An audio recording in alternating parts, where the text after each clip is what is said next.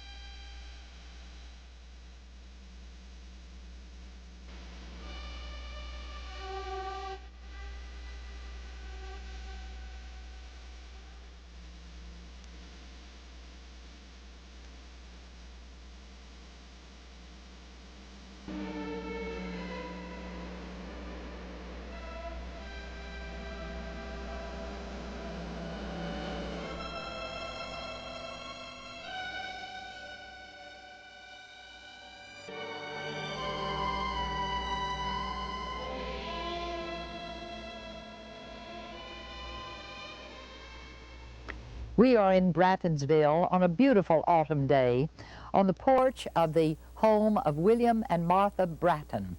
Colonel Bratton was a hero of the American Revolution in this area, and his wife Martha was a most remarkable lady. We know that William Bratton came Pennsylvania, Virginia, North Carolina via the Great Wagon Road into upstate South Carolina.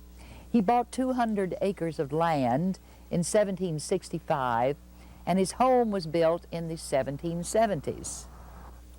This is an excellent example of the architecture of the homes of these pioneer families. Do notice the huge rocks from the fields, which are the foundations on which the house was built. Originally, there were two rooms, downstairs and upstairs, with a chimney to warm both. Later, the kitchen was added and another room. It's a beautiful, beautiful building, and you will enjoy a visit here, I'm sure. Now, let's lift the latch and go in.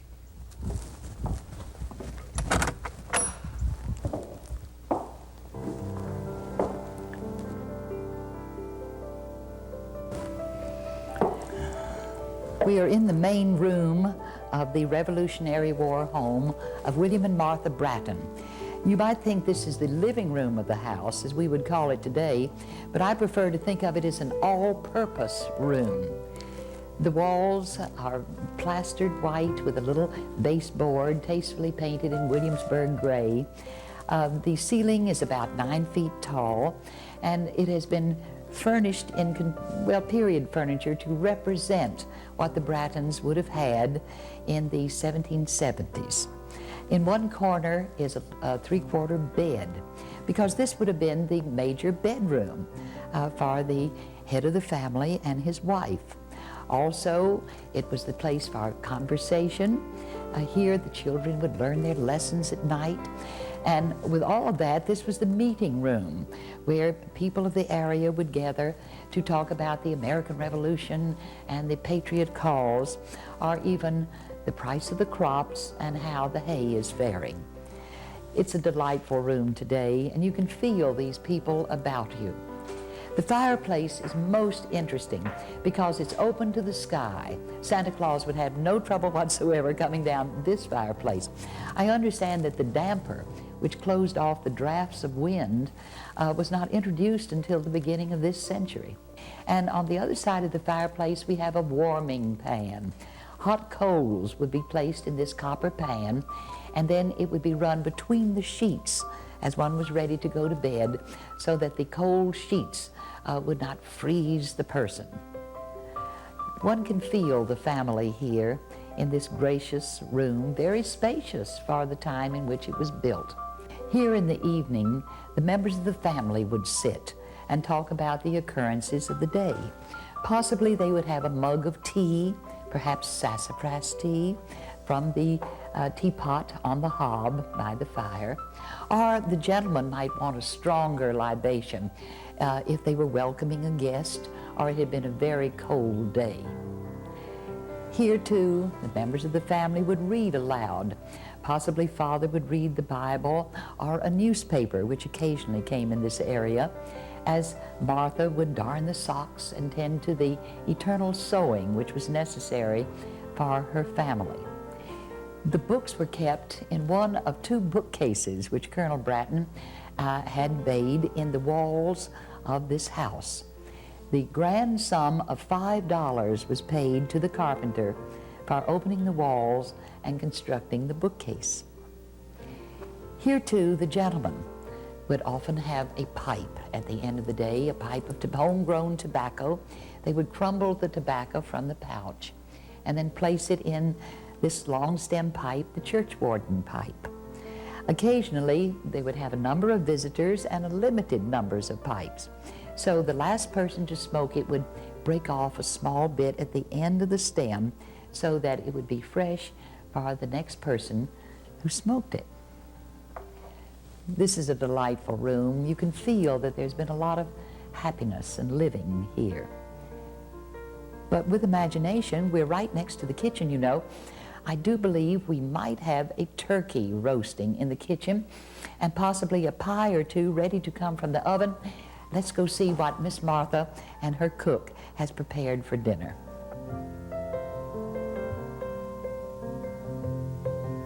Oh dear, there isn't a turkey cooking in the kitchen, but I'm sure upon occasion we have found them here.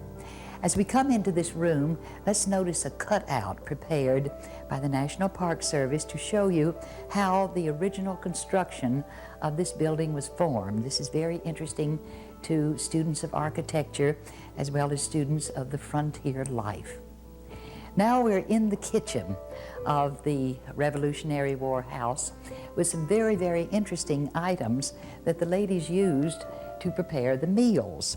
Here, much too close to the fire, we have a churn useful for making butter. If it were this close, the milk would turn sour. Here we have the ordinary fork, which we have its counterpart today, and also the ladle.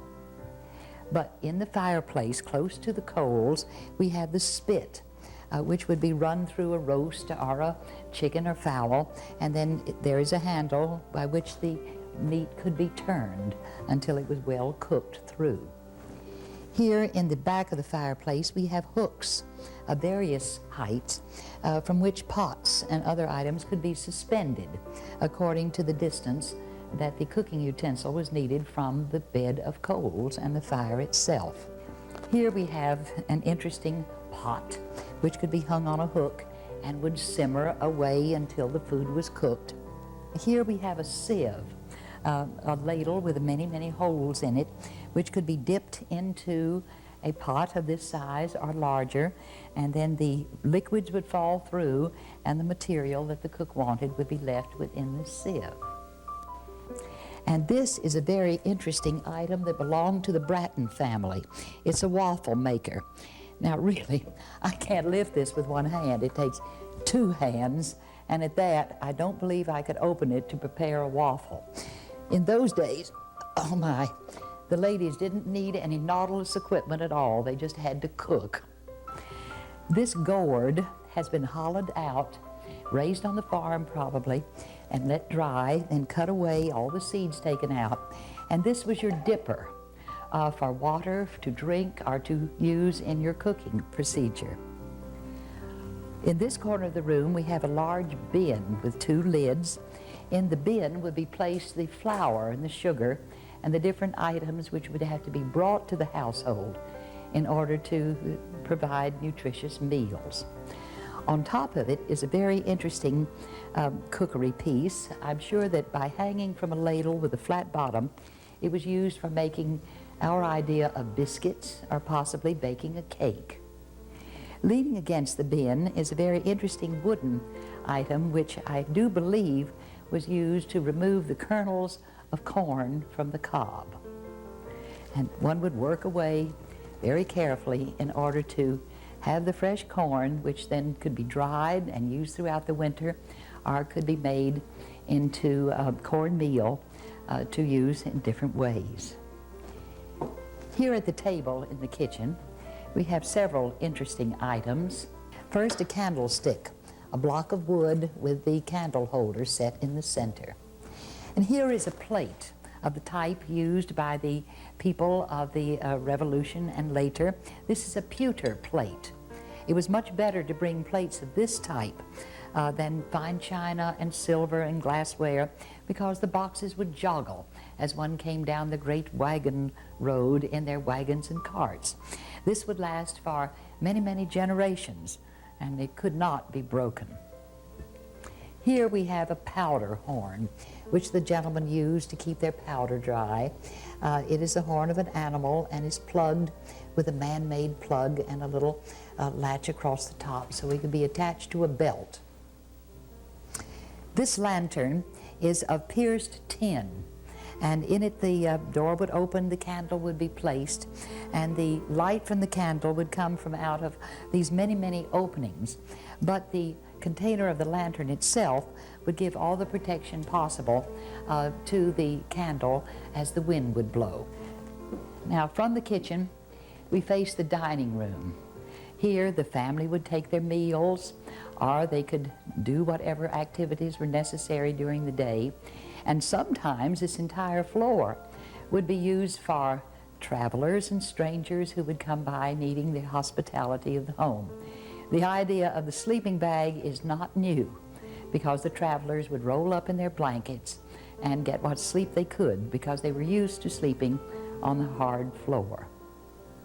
You would be interested in the dining room to see the plate rack in which the plates such as this were stored. Now, let's go upstairs and enjoy the sleeping rooms of the children.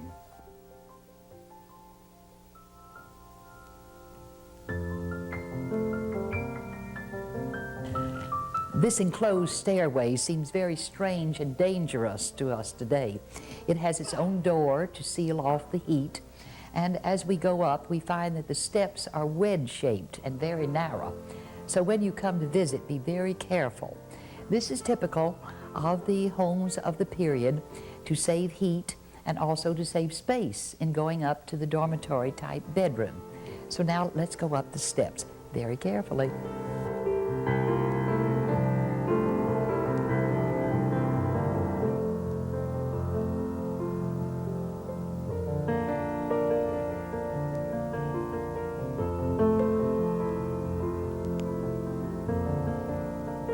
We are in the upstairs room of the 1770 house built by Colonel William and Miss Martha Bratton. Architecturally speaking, this is a beautiful example of the architecture used by the pioneers in this area, pioneers who cleared the wilderness, built log homes, added to those homes, and made a foundation for their families in the upcountry of South Carolina. We just came up some very interesting wedge-shaped steps, but those steps were not in the original house. They were added in the renovation of 1839. So from 1770 until 1839, this room was reached only by a ladder from the downstairs room. Here you can see the logs. The logs were split, and they were very crudely finished, not as if they were to be shown in the downstairs area. And then in between them, we had the type of concrete which they used at that time to make it solid and firm. As you see, it's so old, it's cracking in many places. Now, this did not seal the room completely. And with the 4 small windows, we can imagine it was extremely hot in the summertime. And since it wasn't insulated as we know it today, very, very cold in the winter. There is a large fireplace which would heat this room as best they could, but it uses the same flue as the fireplace we find downstairs. Now, this room has something extremely interesting. I borrowed this stick to pretend that it was one of the long rifles of the Revolutionary War period, and the roof is an overhang roof, and there were rifle slits, 2 of them, in this room, so that the men of the family, hopefully much taller than I am, could aim the rifle under the overhang of the roof, sight the enemy, and shoot, and thereby protect their home from any marauders or the Tories and the British in the time of the Revolution, or the unhappy warfare like Indians who sometimes roam through this area. This is a very interesting type of architecture and one that is rarely seen, but just think how important this was for the defense of the home in the 1770s. Now across the ceiling of the room we have a beam, a structural beam, and one can imagine when all the girls of the Bratton family use this as a bedroom, we can imagine the things that would be hanging from the beam and from the wall. Because Colonel and Mrs. Bratton had 8 children, and from their letters and diaries, it's known that the girls used this area as their bedroom, but it was also a type of dormitory. Whenever guests would come, or travelers who had the ladies with them, the ladies would be invited to spend the night here in this large communal room, again, sometimes on pallets on the floor.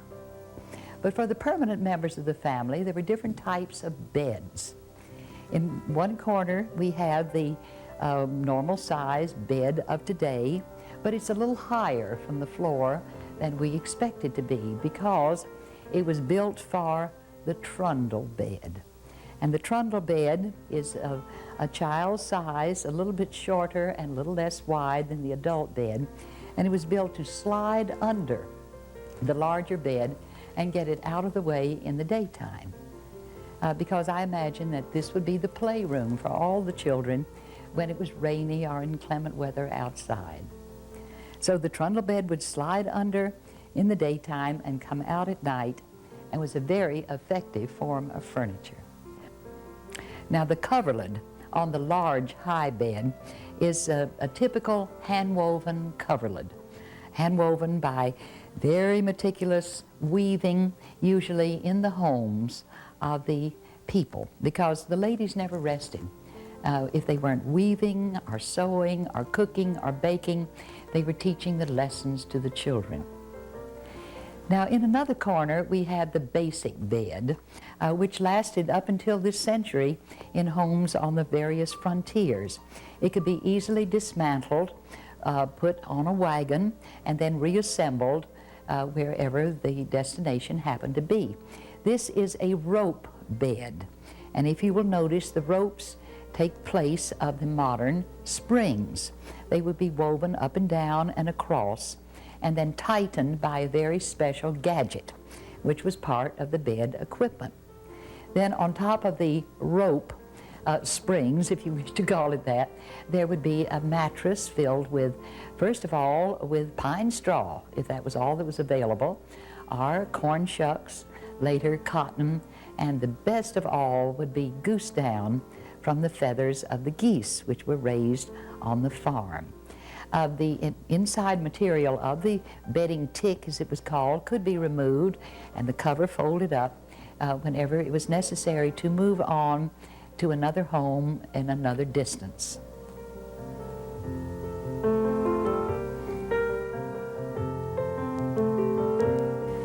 If you do it properly, somehow by turning this spindle, you can make a thread of this length of wool, but I don't understand it. The room in which we are now was added to the original 1770 building by the son of William and Martha Bratton, Dr. John Simpson Bratton.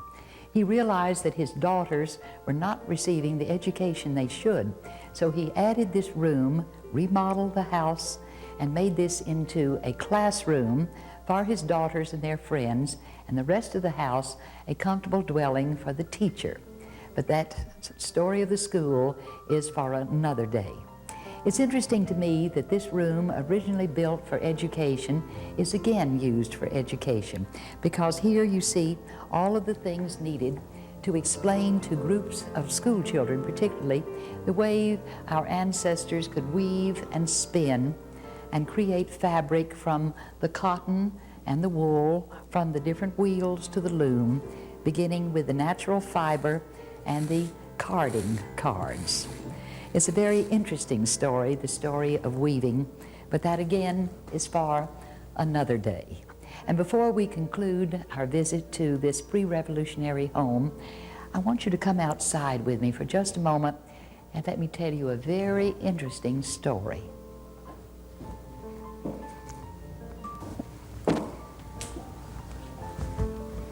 In July 1780, war came to this beautiful, peaceful spot, the home of William and Martha Bratton. Until this time, the fighting had been in the lower part of the state, where almost every man and his family had been forced to sign the compromise agreement, in which they swore on their life they would never again lift arms against the forces of George III. Now, we must remember that in every way, the American Revolution really was a civil war. By persuasion, the people were either patriots on the side of American independence, liberty, and freedom, or they were loyalists, or Tories, loyal to their belief in the mother country of Great Britain. Captain or Colonel William Bratton was a very ardent patriot. He had been elected a colonel of militia, but just before this day in July of 1780, he had resigned his post, and he preferred to join his friends as a patrol or independent skirmishers who would, by guerrilla fighting, contest the power of the Loyalists as they came into the upcountry. Just a few days before this incident occurred, Captain Christian Huck had appeared with a force of about 130 Loyalists. He rampaged through the territory, took over the homestead of the Williamson plantation, just about 300 or 400 yards in this direction from here, made the people who lived there leave immediately, and set up headquarters within the house itself. Colonel William Bratton and several of his friends were off on patrol, watching to see what Captain Huck would do. And never did they suspect that with only the women and children here, he would come to the home of William and Martha Bratton. Christian Huck was a dreadful man. He had been a lawyer in Philadelphia, and he was one who enjoyed being in battle and in war and in ravaging and torturing the innocent. He threw open the doors, stamped into the house. The two small children of the Brattons were there, William Jr. and John. He hit one of them so hard that he broke the child's nose and threw him up against the wall across the room. He demanded from Martha that she tell him where was her husband. Martha didn't know. She knew he was on patrol, but she wasn't sure just where in what is now York County that he and his friends might be. Again, Huck demanded that she promise that he would swear the compromise, that he would lay down his arms and never again defend his own principles. Martha absolutely refused to do that. She was a very sharp-tongued lady. She expressed herself well. She told the captain and his men exactly what she thought, and Captain Huck became furious. He grabbed a hand sickle like this and thrust her up against the wall of the house on the front porch, put the sickle around her neck like this, and threatened to decapitate her if she didn't tell him where her husband was. Of course she didn't know. While this was going on, a black man of the family named Watt slipped away in the woods and went to find Colonel William and tell him that his wife was in great danger. For the second time, Huck pressed the sickle against Martha's neck, this time leaving a ring of blood. He threatened to do so the third time. All the time, Martha was very independent and refused to cower before this dreadful man. And just as he was almost at the point of seriously injuring her, another Tory, a Captain John Adamson from Camden, hit Huck's arm and knocked the sickle to the floor of the porch, saying that he, Adamson, had not joined the Loyalist forces to make war on women and helpless children. Huck was furious. He then demanded that Martha provide a dinner for the officers of the Tory party. We think that this she did. We do know that she thought about poisoning the food, hoping in that way to get rid of them all.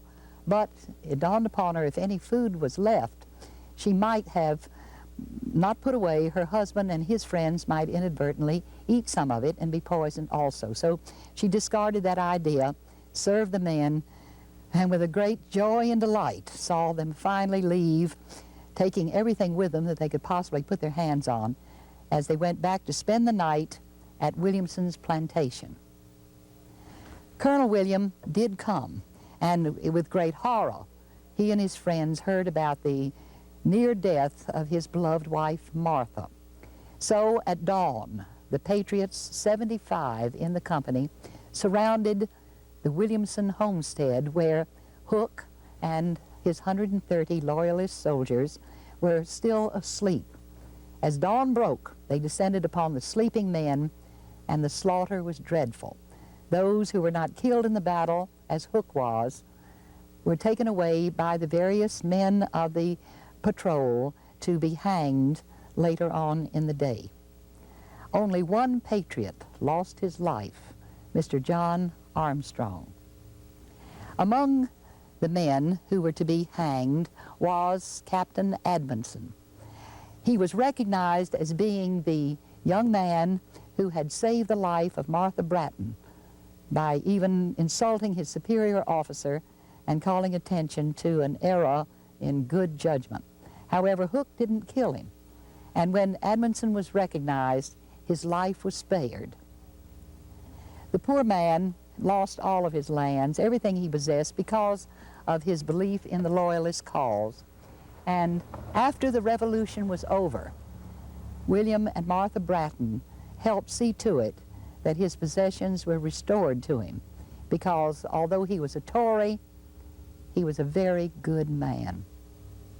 We admire Martha for defending her home, for defending her children, for exhibiting a great deal of courage under a dreadful, dreadful situation. And here in the backyard of her lovely home, I like to think about Martha, busy during the day, seeing to all of the many things that women were forced to do to maintain life and a degree of comfort for their families. And I like to believe that when she had a moment or two of relaxation, she would walk among the fields and listen to the birds, watch the clouds go by, and gather a bouquet of wildflowers for her table.